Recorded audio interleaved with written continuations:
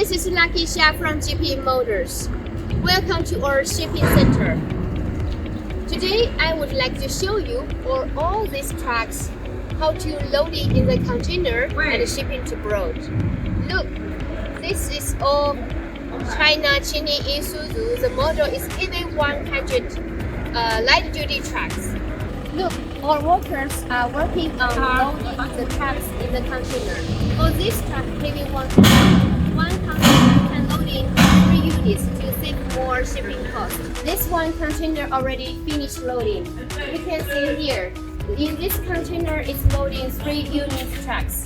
And look here, in order to keep the trucks be safe on the sea, we use some special equipment like this to fasten to keep the trucks be safe.